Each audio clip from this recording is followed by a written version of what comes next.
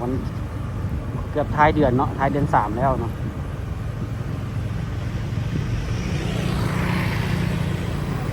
โอ้